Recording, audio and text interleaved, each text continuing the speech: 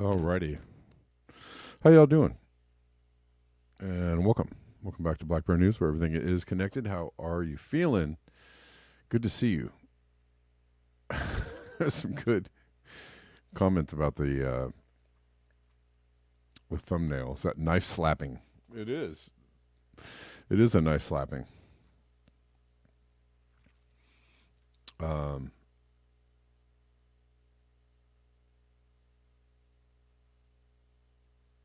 How's it going, guys? Good to see you. 9 o'clock, yes, Schultze. 9 o'clock is the start time, even though it takes me a couple minutes sometimes to get the old internet machine to crank up. And I thank you all for understanding.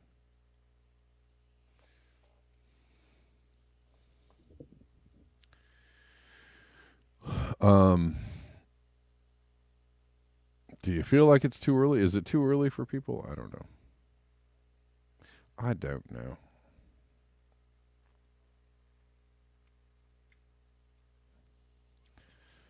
It seems to be. It is.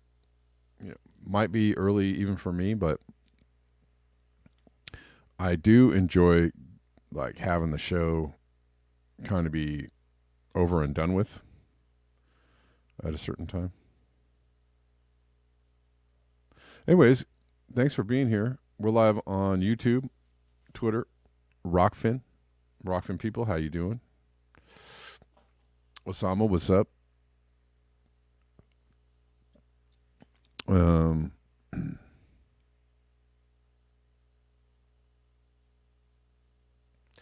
to turn them knobs at 9. 9, I like 9. 9 is working out right now.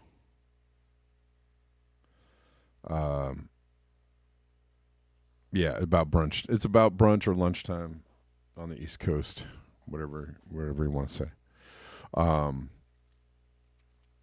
Yeah, it kind of it is early, but it kind of forces me to get things going a little earlier and then I have a lot of things, a lot of life stuff happening outside of the show happening during the day, so if I can get the show done and then get on with the other things that I have to do in the day. So it actually is beneficial. And I have a lot of energy, even if it's fake caffeinated energy in the morning.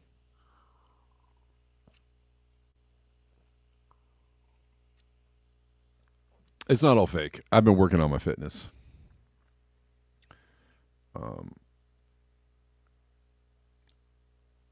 So some of it is real. Some of it is real. Hello. Oh, I lost my god dang feed. What am I doing? All right. I'm here. My feed is still on Rockfin, right? Okay. If I don't mind all the whooshing.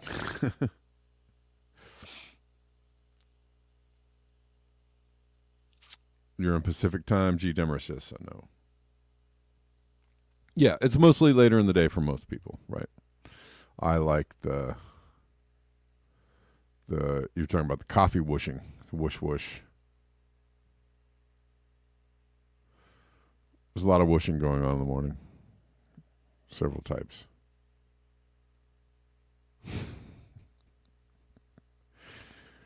Okay. Let's just get into some things. This is a good little video graphic. Good and frightening, if you understand.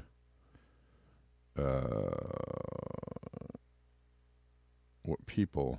Oh, you want me to tell you more about the knife slapping? I will. I will tell you about the knife slapping. But first, let's watch this. How many animals humankind eats every year? Let's go from, 800,000 camels? Is that on the menu? I didn't know so many camels were on the menu. How many animals humans eat every year?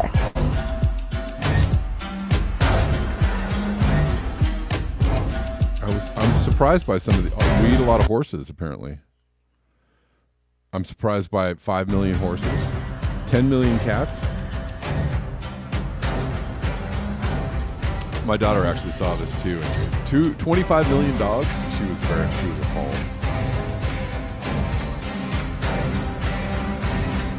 We eat a lot of guinea pigs. Who eats all the guinea pigs? What culture is it that eats all the guinea pigs? I think we know. Lots of salmon, lots of tuna. Is it any wonder that there's no more fish left in the sea? Lots of rabbits. 2 billion octopi. Is it any wonder? 2 billion oysters. Is it any wonder there's no 2.9 billion ducks, shrimps, and chickens? The top of the heap. Number one. Chicken is the king, I guess. Or chicken a la king. I don't know. You ate a lot of horse while living in Holland? In Holland, they eat horses? Okay. They don't eat horses, do they? No, there were cows on there. Lots of cows, but cows are way down below. How many cows are below? They're coming. I think they're coming up. Cows are below chickens and shrimp. Hold on. Let's see. Pigs, 1.5 million.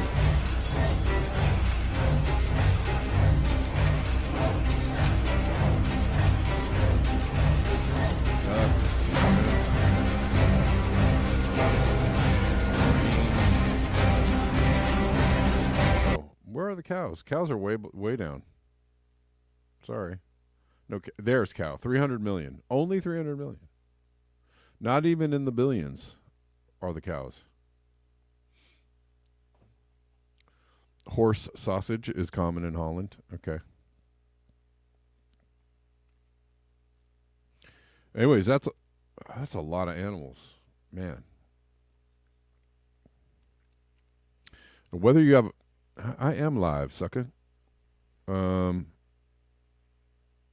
E. Rees on Rockfin says mega cancering. That's what I hear. It's what I hear. Yeah, that's a ton of animals, and some of those are farmed, right? Are cultivated. And a lot of those are from the wild. So you might be wondering, if we eat so many of these animals from the wild, how long before the planet doesn't make that many animals every single year for us to consume?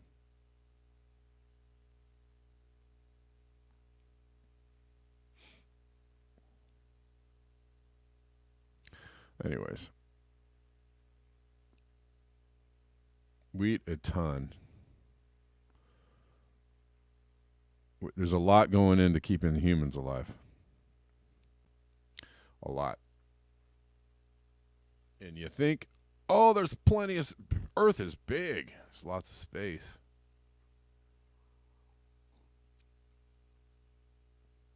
Apparently, people don't understand the idea of habitat and um, overshoot.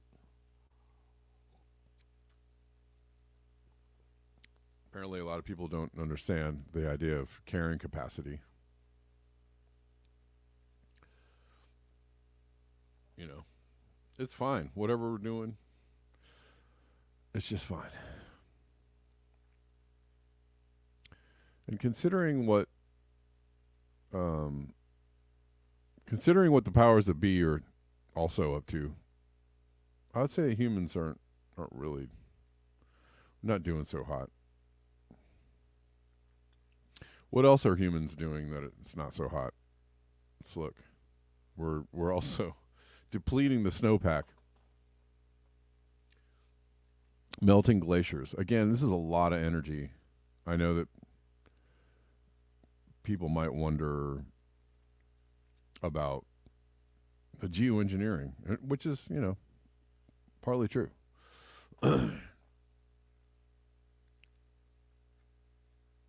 We're making all this weather happen, but I swear to God, it takes a lot of energy to melt glaciers. And once you started melting the glaciers, there's no refreezing them anytime soon. And once you've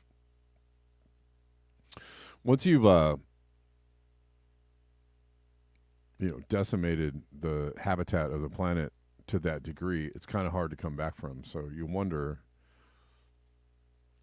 I don't put it past the people in charge to be so stupid, but it is kind of a stupid plan. Because it takes a ton of energy to make stuff like that happen, and it takes a ton of energy, even more energy, for it to go in reverse. Right? If it took a lot of momentum, years and years and years, decades of momentum to get us to this point of, building up that energy imbalance. And let me tell you, it's not going to go back quite so easily. But maybe it is a plan. There were plans afoot to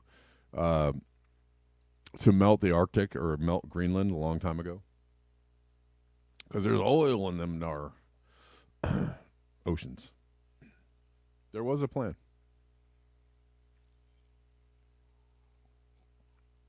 Again, it was a dumb plan.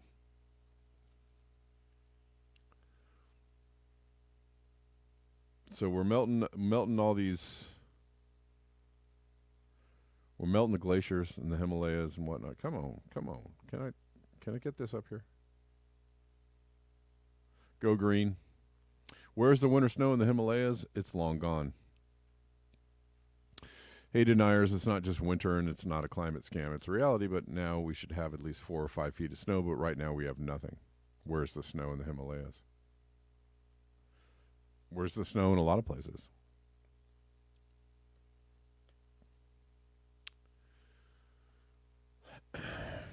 It doesn't. I mean, you can believe or not believe. It's up to you. But when you get to the point of oh dang, Man Bear Pig is he's right in the room. Man Bear Pig is here. It's a little too late. Probably a little too late. It doesn't. Who cares? Who cares? I care, actually. I think we're all here because we care, but you know, whether you see the truth or not, when it's coming in hot and coming kind of late, well, it's going to be problematic for a lot of people. It really will.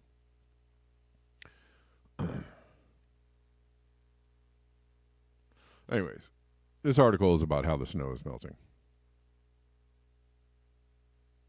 Or the glaciers are melting.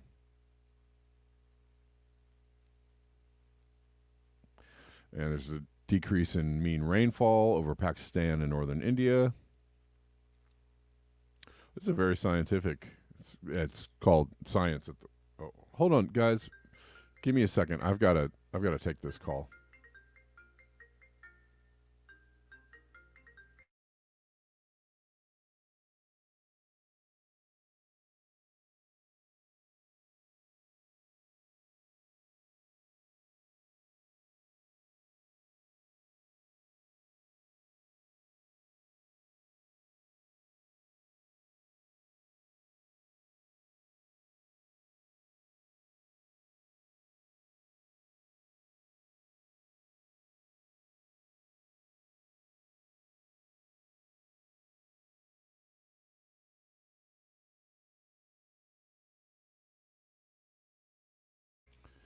I don't know. I don't know if you guys heard any of that. Anyways, sorry, just official business. Okay, are we back? Can you guys hear me? Sorry, I had to. Okay, you guys didn't hear anything. I don't think anybody on call in heard anything, anyways. All right. Pardon the interruptions.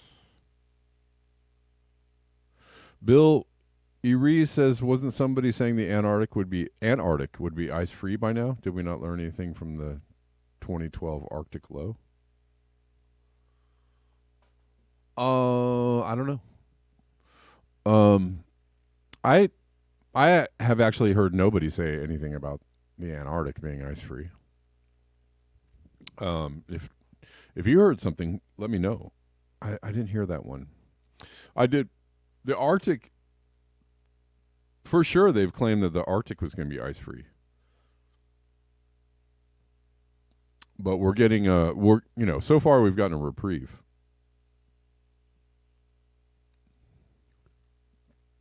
It's awfully low though. Although I have to say, so I'm seeing a lot of low snow level type articles, pictures, reports. Yeah, Antarctic has lost a lot of ice. I mean, the refreeze, the winter refreeze, has not happened. So it's going to be a long time before the Antarctic is ice free. However, it's at a record low, I think, for winter. What was I saying?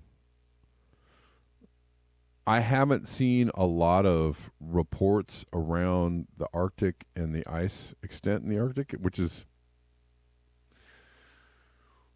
I don't know, maybe strange considering, climate change. However, I see lots of other places experiencing wacky weather. There's, dang it. Hold on.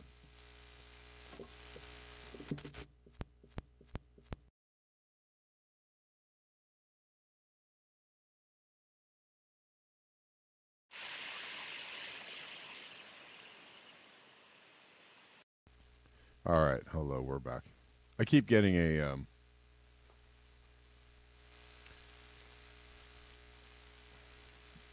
I'm sorry.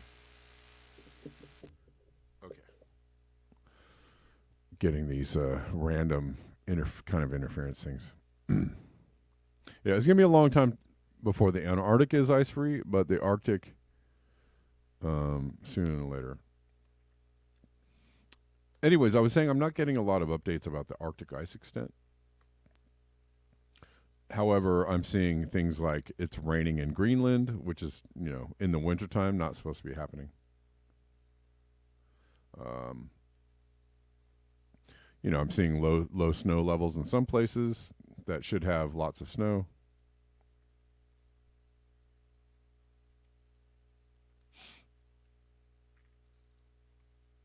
I'm just trying to look up quickly some ice extent. Arctic ice extent for 2024.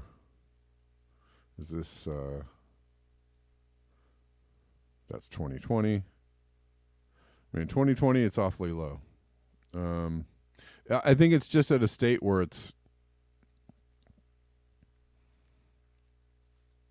there's a lot less ice than there used to be. I don't know when we're going to get the blue ocean event.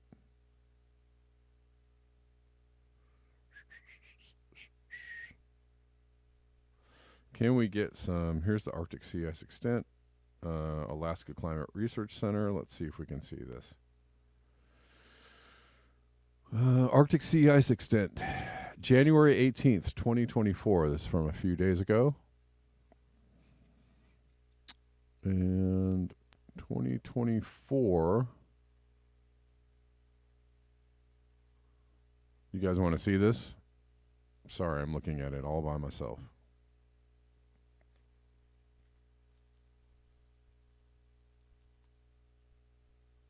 Yeah, it's just kind of bouncing along. It is low, definitely low.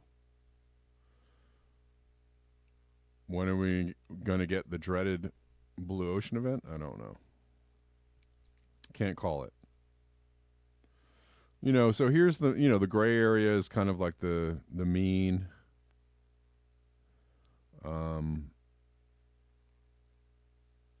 These pinks are a little confusing because I'm trying to figure out which pink is which pink. 2023 is this red, darker red line, which looks above. 2016 is a lighter red, which is low. Let's see. 2012 very low. 2016 pretty low. 2020 very low. Can you guys see this? Link on Rockfin. What you talking about? Here we go. Climate real. I don't know. I don't know if climate reanalyzer is wrong. Sorry. Here we go. And 2020 second lowest. 2012 the lowest. 2019 third lowest. 2014. Where's 2014? Yes. Are you showing us? Where's the red? So it looks like 2024 is above. 2024 is above more ice than 2020, but less ice. Wait a minute. Than 2012 at this time, I guess. Is that right? Yeah. Oh, here we go. I see. So yeah, bumping along at the lower extent of the, sorry you can't see that, but about what I was saying here.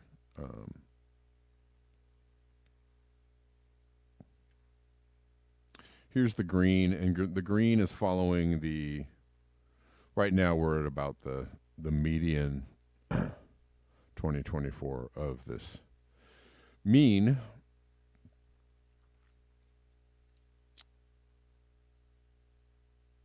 We're kind of bumping along the lower edge of that. Why is that? I don't know. There's actually, was it Jennifer Francis that had a good explanation for that? Or what they thought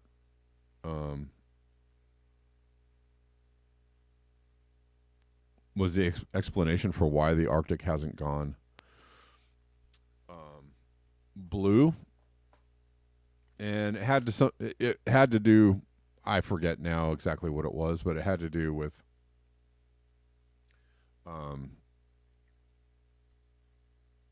like a feedback that was happening in the northern latitudes that was keeping the ice there. So there are plenty of other signs that things are not okay. Oh, Scott Andrews actually posted this. This is like very interesting. Remember this movie? Isn't this movie the movie Alive? Wasn't that about this crash? In the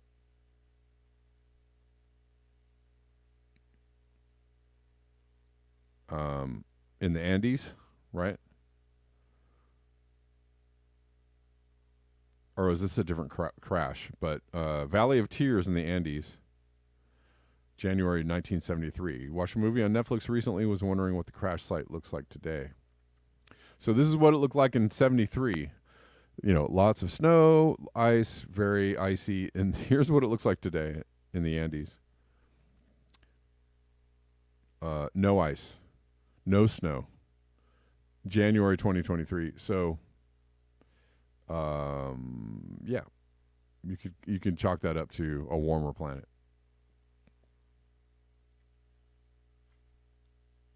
They have a new movie about the crash? Okay.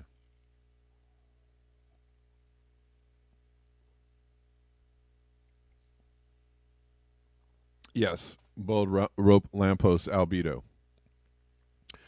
Whereas if there's less to reflect, less snow and ice cover to reflect the radiation, the heat, the light. It just it's a when it gets warm, it gets warmer. All right.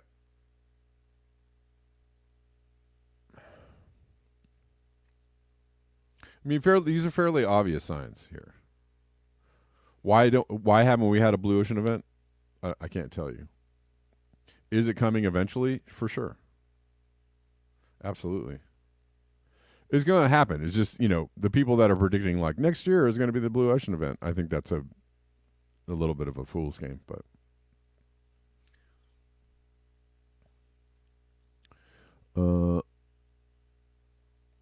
year-to-year variations, but trending to nil. Yes, Bill.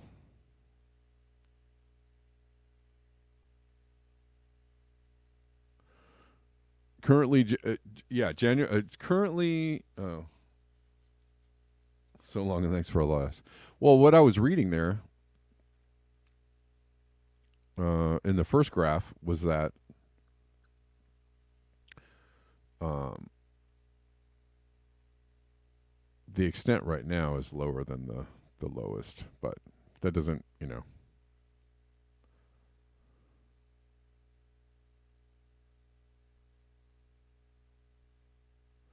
Anyways, yeah, fourth lowest Arctic ice extent for this date. Osama.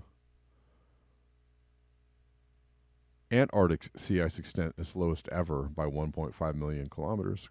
Yes. Yep. There's less ice on planet Earth. The takeaway is that there's a lot less ice on planet Earth. And,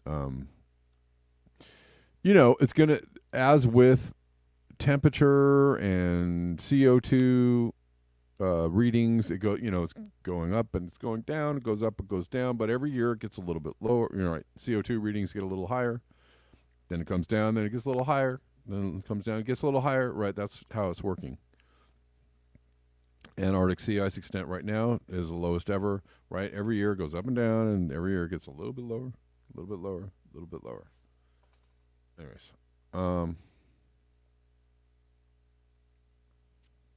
will Trump be in jail before or after the Blue Ocean event? He's not going to jail. He's going to be president, and that's not me saying. I hope he's president. They want him to be president, is what I'm saying. They're setting him up to be president. They're trying to get, the establishment is basically assuming that Trump is going to win. Now,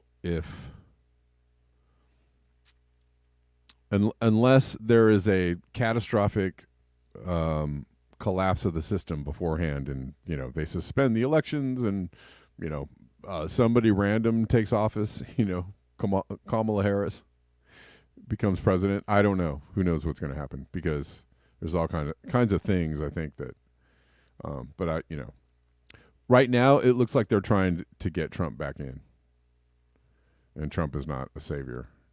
I actually saw a post, Trump saying, all the things he was going to do to get rid of the deep state. And I actually, for a second, was like, oh, that sounds pretty good. But then I was like, wait a minute. Stop. The words are nice, but you got to understand, right? When Trump took office last time, he surrounded himself with the swamp. He was like, drain the swamp. And he got in office and he was like, how about the swamp? You know what? I'll take the swamp. That's what he did. So, whatever.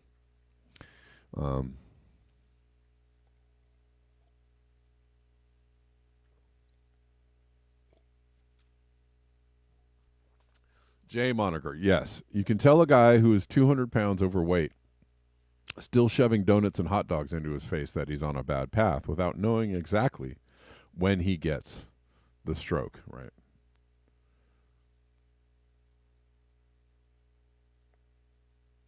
Trump has an enemies list, yeah. Right. So I don't think Trump is going to jail, but I could be wrong. Like any other prediction, it's probably not a good, there are predictions that are more or less just predictions.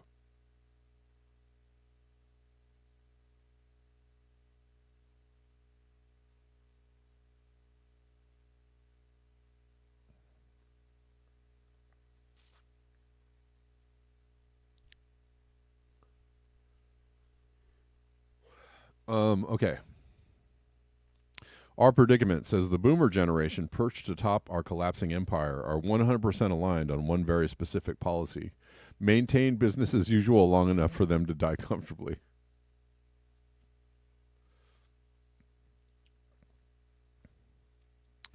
It's true.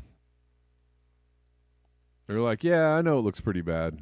Anyways, the sooner you stop talking, the better.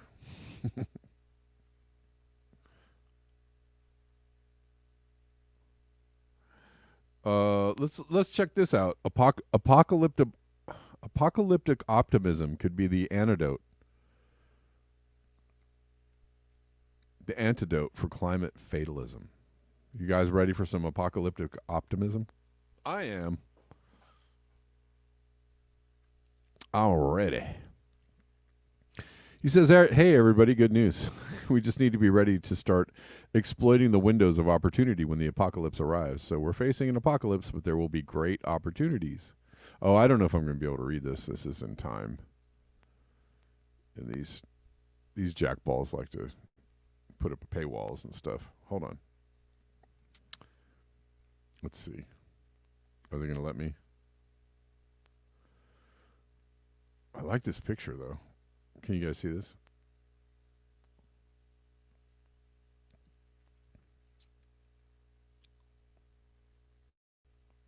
After 28 years of failed climate negotiations, scientifically informed emissions reductions set by the governments have languished. Consequently, the pace at which the world is mitigating and adapting to the threat of climate change is far too slow to meet the challenge. Carbon concentrations in the atmosphere continue to rise quickly. As the ice sheets melt and climate shocks like droughts, floods, and heat waves increase in frequency and intensity. Indeed. Anybody watching on Twitter? How you doing? Anybody watching on Twitter? Give me a shout or a thumbs up. Maybe they are.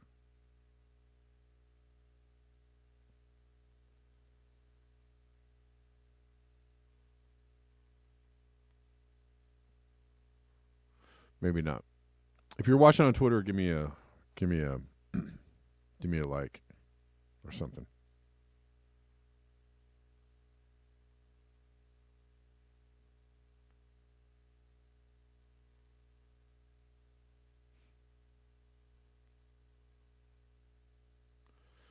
Well, that's interesting.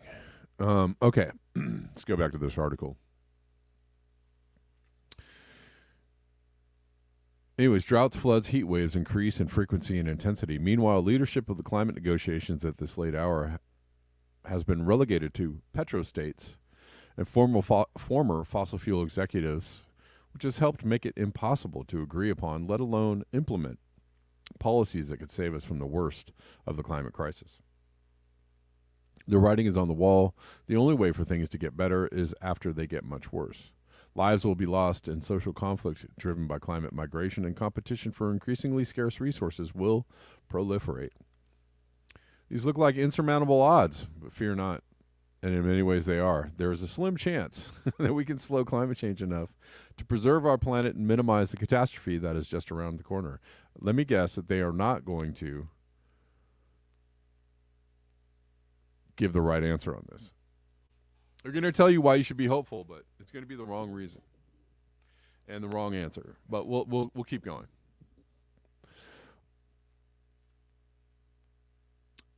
Sean Kelly asks, "Is X dying?" I don't know.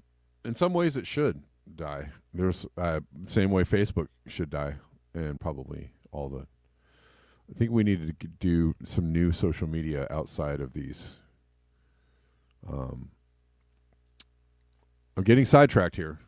I think we need to do new social media, guys. So I'm going to be hunting some new platforms or better platforms than the ones we're on.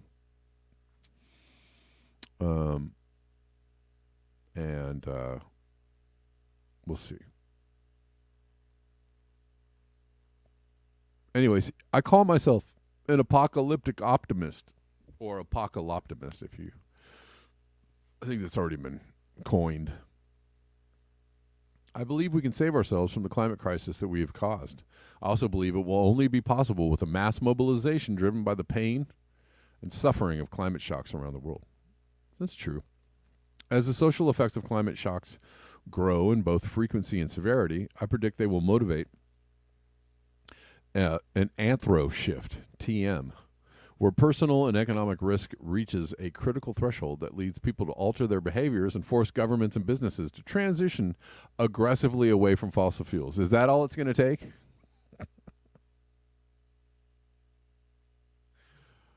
Uh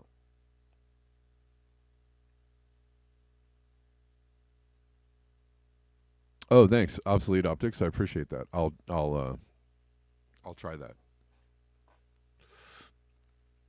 I'll try it. Actually, let me write that down. You're distracting me, guys. No, you're not distracting me. I'm distracting me. Forget it.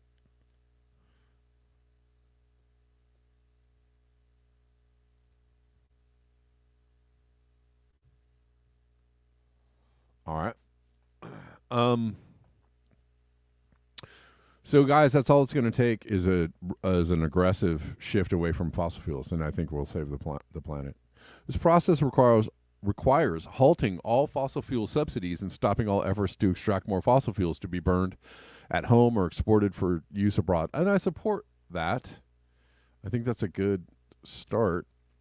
Such anthro shifts, that's cute, can open up windows of opportunity for innovative social change, but only, as I have discussed in detail elsewhere, the risks are both severe and durable. The COVID-19, is that Nancy Pelosi and Joe Biden behind Obama? Yay. The COVID-19 pandemic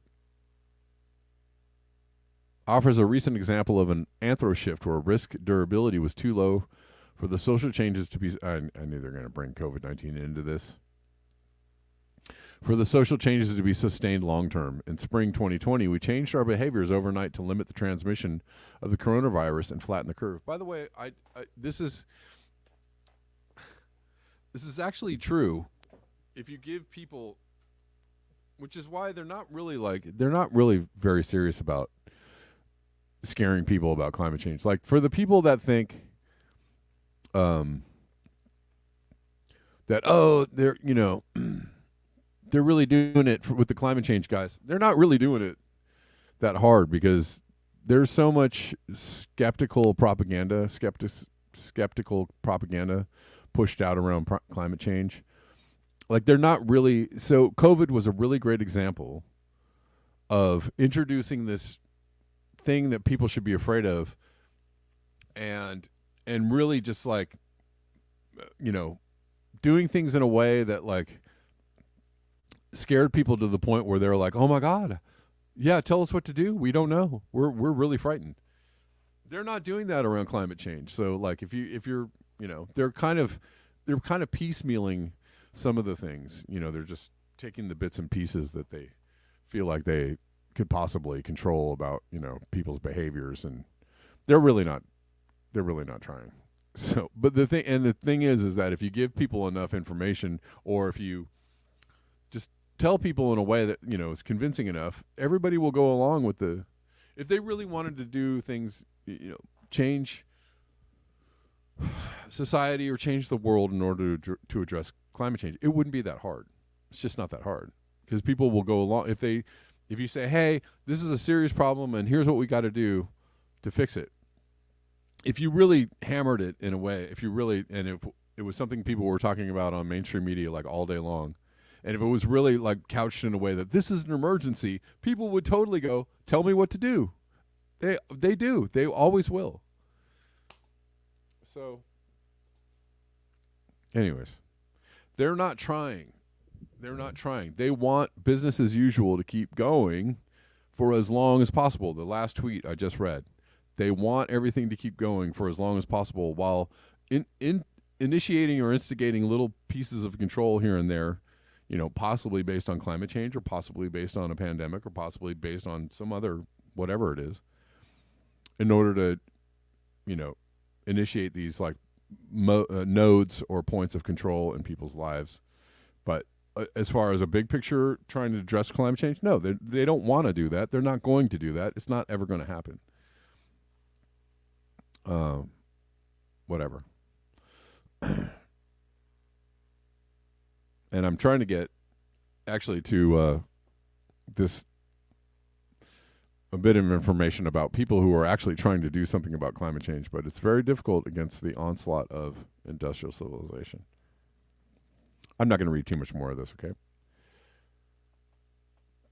Because it's already silly. It's already gotten there. In spring 2020, we changed our behaviors overnight to limit the transmission, blah, blah, blah. We wore masks. We homeschooled our kids. We disinfected our groceries. We accepted not seeing our family for holidays. We even made our own bread. We even made our own bread. The social changes were so notable, in fact. Climate activist Greta Thunberg shrewdly observed early in the pandemic, the coronavirus is a terrible event, but it also shows one thing. Once we are in a crisis, we can act fast and change our habits and treat a crisis like a crisis. That's actually factually true. However, as vaccines reduced the threat of the disease, the world opened back up, our lives shifted back to normal, oh my God, or at least close to it, and the window of opportunity for biggest social change closed. Going on to say, there are no vaccines or any other sort of silver bullets to save us from the climate crisis. To make matters worse, the level of shock needed to motivate sustained social change on the climate front is even higher than it is in a public health context.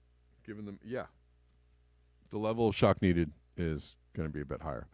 Given also the fact that the propaganda, the skeptical about climate change propaganda has been pumped out times 10 for years and years, and for almost, 3 or 4 decades now. So there's a lot of people that are not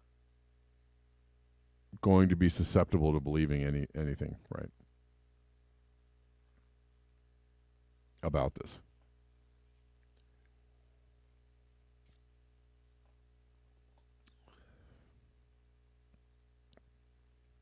Let's keep going just a little more. Given the many actors with vested interests in maintaining their access to resources and power in our fossil fuel dependent economy. Comedy economy. Somebody join those words together and make a good word. Ecomedy.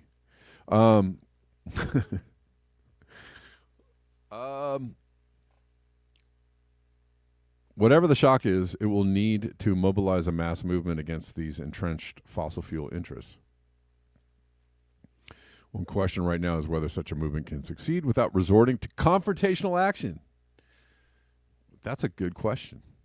Studies have shown that nonviolent conflict can be successful in bringing about large-scale social transformations in a given region if a critical mass of 3.5% or more of the population participates in the activism. However, beyond responses to repressive and autocratic rule, examples of sustained activism at this level of engagement are scant.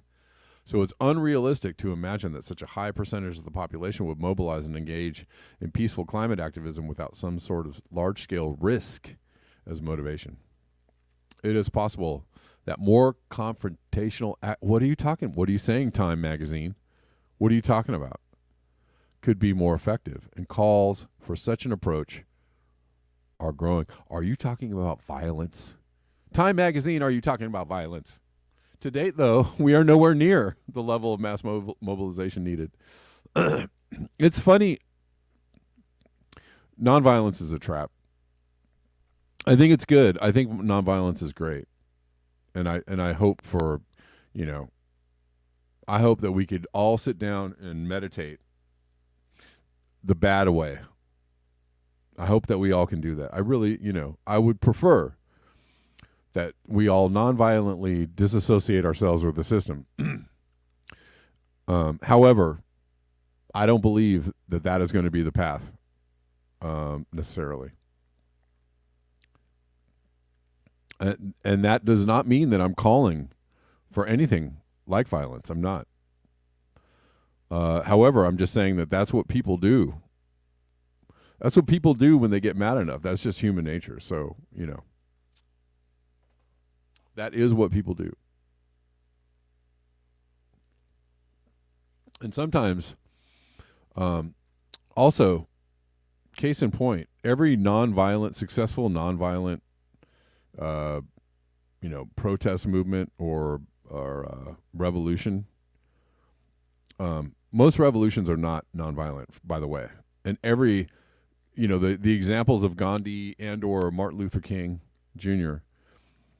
There is always a violent faction nearby, ready to do violence. Right? There's always right. The ANC in South Africa was not a nonviolent situation. They were like, we're taking it to you. So I'm just saying, I'm not calling for, I don't want violence. I wish that there's a nonviolent way out of this predicament that people find themselves in. But, and resorting to violence for violence sake or just because you're mad, don't do that. Don't do that. You don't unibomb your way out of this. Don't think that the unibomber is the way to go. I don't think that that's necessarily that doesn't help anything, right? That's not effective. Exactly. Salt lickers, they killed Gandhi and then they killed Martin Luther King. Jesus kind of committed suicide, if you ask me. Okay. He was suicided, I think. Anyways.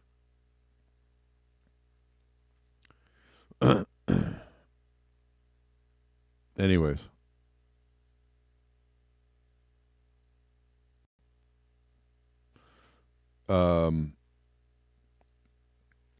That's interesting, though, that they're saying this in Time Magazine. I find this very interesting. We can look at they kind of said, this sentence, it is possible that more confrontational activism could be more effective. They are literally saying, if we brought out the old guillotine or the or the rope, could be more effective. That's literally what they're saying. By the way, YouTube, I'm not saying this. They're saying this. I'm just repeating it. Right. G. Demarest. Bhagat Singh was blowing stuff up while Gandhi took a stage to get rid of the British. Violence. In the case of Martin Luther King, there was Malcolm X and there were the Black Panther. There were violent, resistance fighters out there, in the wings, right? While Martin Luther King was like, peace, bro, right? Peaceful resistance. Same with Gandhi. When Gandhi was like, peace, bro, peaceful nonviolent resistance, there were plenty of violent resistors in the wings doing violent stuff and threatening violence. It was as much a part of it as anything else. So, and there was plenty of violence exacted on the protesters, violent or nonviolent. The nonviolence thing is a trap. It's a trap. But they're always going to, the powers that be are always going to use someone's, I get the concept of nonviolence is, correct in the sense that if you are violent, you just give them excuse, it's just easier for them to exact violence against you or to label you a, ... Right? It's a little harder. Nonviolence is a little harder. It exposes them to be the violent lunatics they are. But it's not always, it's a trap. It's a trap. It's a trap in a way. Because people are trapped by this idea that, oh no, I can't. No, possibly I can't do that. Yeah. Anyways. I mean, I love what the French and the Germans are doing, shutting things down. That's pretty good, it's pretty good nonviolent action. Even though, if somebody did that in the U.S., they would find a way to turn that into violence. Oh, that's absolutely. You're shutting down economic activity. That's absolutely you're causing violence on the economic system. So we're going to call that violence.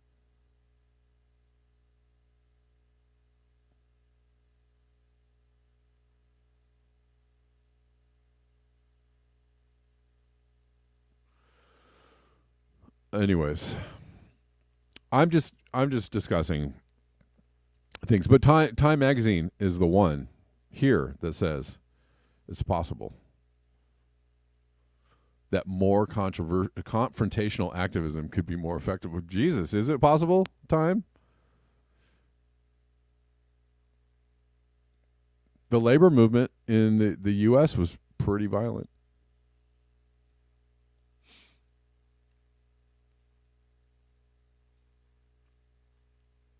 And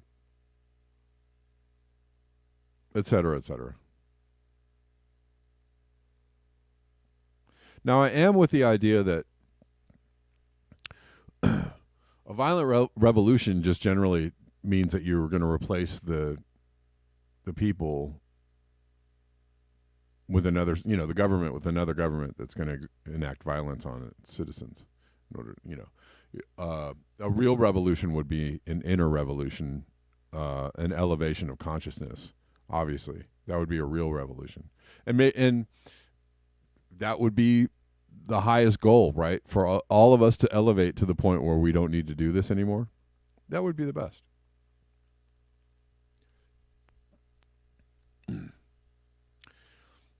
However, while we're all sitting around elevating to higher consciousness, the violent criminals in charge are going to just keep doing the violence, right? And they'll do it against you while you're sitting there meditating and elevating your consciousness. Your consciousness above violence, right? You could do that all day long. You could do that all day long.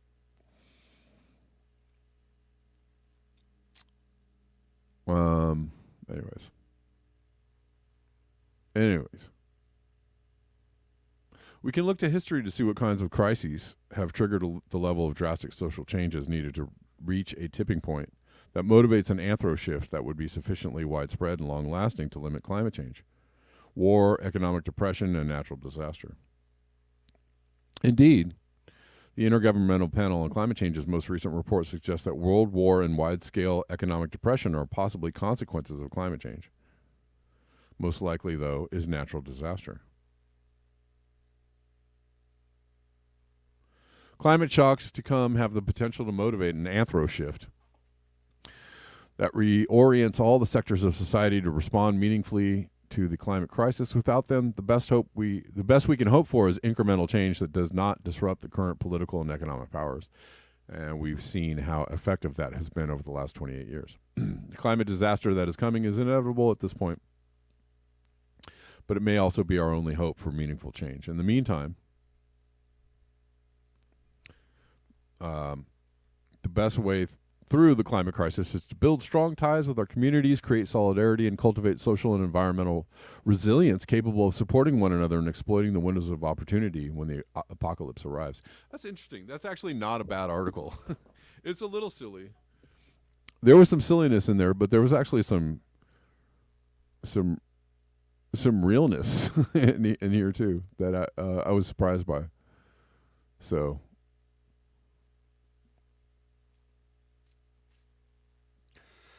This is by Dana Fisher. Interesting. Okay.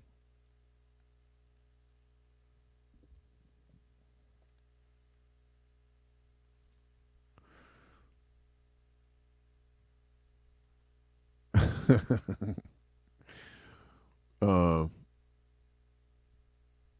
right, last thing I want to get to, and I always have a problem getting to the story that's in the thumbnail.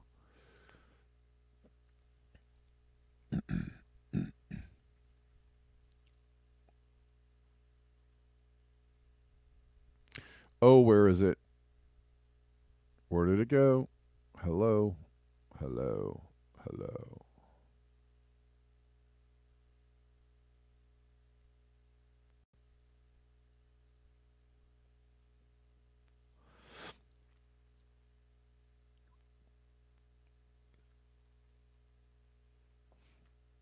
But I think, dang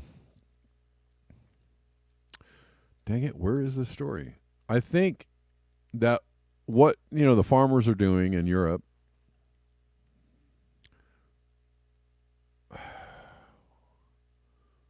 Dang it. What the farmers are doing in Europe is a really, it's inspiring. They're just demanding a change. They're not really, trying to stage a revolution or anything. They're just trying to demand that certain policies be rolled back and certain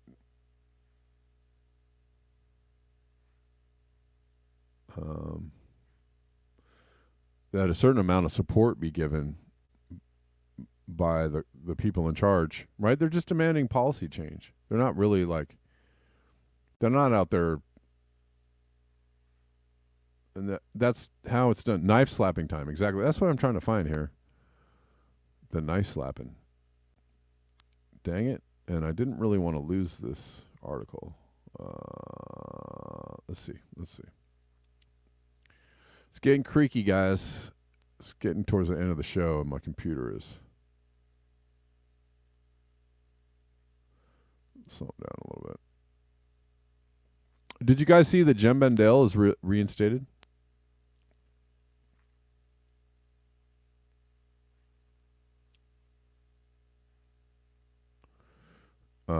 He's been reinstated on Twitter. Did y'all see that?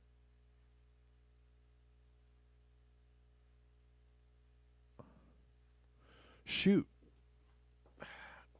Dang it. Where did this thing go? I had a really good shoot. It's the point of the whole show I was trying to get to. Where is it? Why is it gone? Why is it gone? Where did it go? Hello. Somewhere in here. Going to find this. My God. Did I not even save this thing?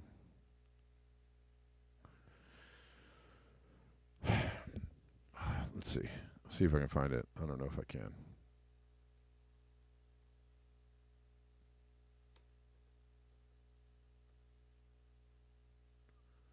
Maybe I just got so engrossed in it that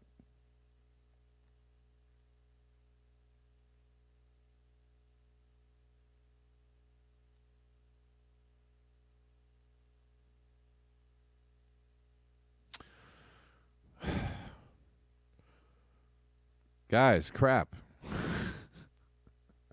I can't believe I can't find this. Oh, here we go. Max Wilbert. All right, this is what I was looking for. This needed to be retweeted, by the way. Okay, the last thing we're gonna check out here. Good thread from Max Wilbert, and I'm guessing that these indigenous leaders. I'm just gonna take a wild guess and guess they were taken out.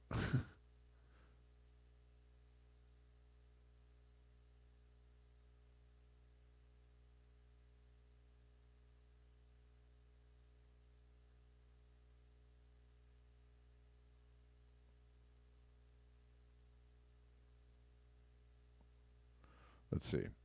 Max Wilbert. There's a long history of traditional indigenous people speaking out against so-called development projects. This is Turia Caiapos. She walked into the 1989 Altamira gathering in Brazil against the construction of dams on the Xingu River in her war paint. She walked up to the president of Brazil's Petrobras company and, running the blade of a machete 3 times over his cheek, proclaimed his act on her people and on the entire Amazon as an act of war. Then she stated in Kayapo, "You are a liar. We do not need electricity. Electricity is not going to give us our food. We need our rivers to flow freely. Our futures depend on it. We need our jungles for hunting and gathering. We do not need your dam." This is the anti-logging militia of the Ka'apor, another indigenous community in the Amazon. They live in an area that has been heavily deforested and have taken up arms to protect their forest reserve. These photos are from 2014. By the way, they just murder people in the indigenous leaders in the Amazon who are protesting the furtherment of industrial projects, right? Or they just take them out. Although there was a climate activist killed in the U.S. right recently around Cop City. There was an activist murdered by police. These photos are from 2014.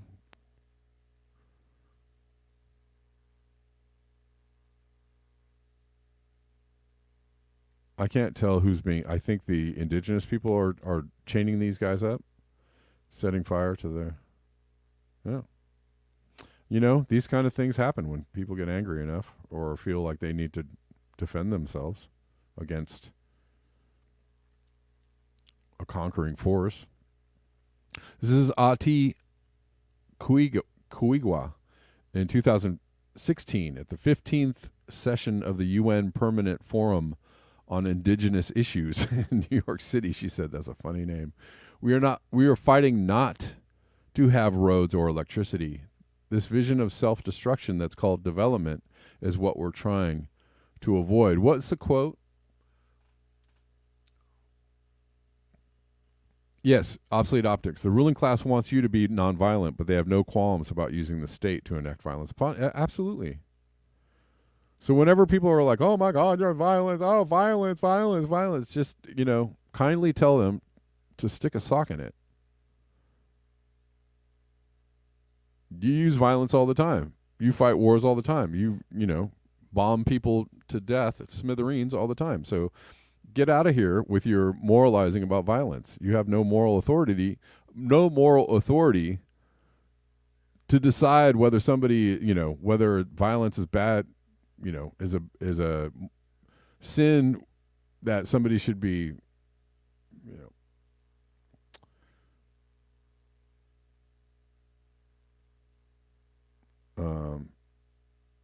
whatever, judged on, I guess. Anyways, what's the quote? The quote is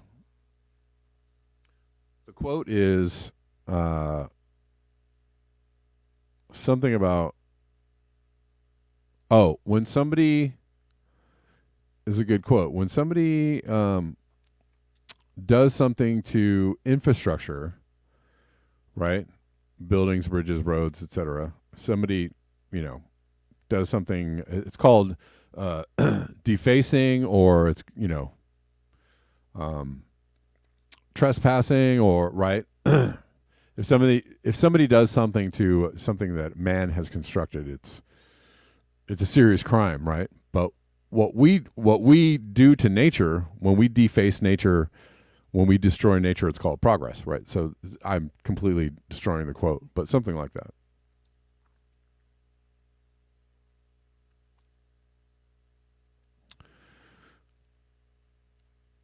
So she's saying we're not fighting to have roads or electricity. The vision of self-destruction that's called development is what we're trying to avoid.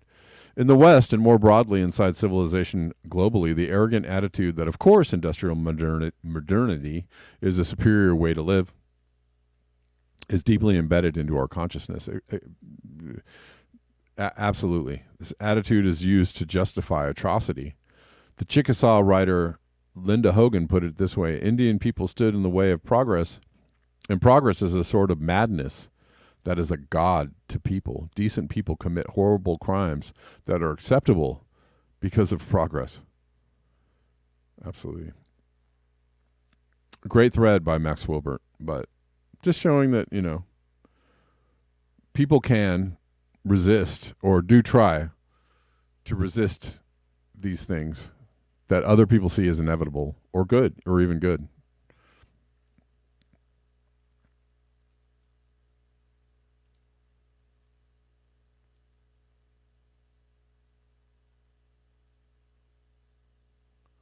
Exactly. It's called, if somebody destroys something man-made, it's called vandalism. Exactly.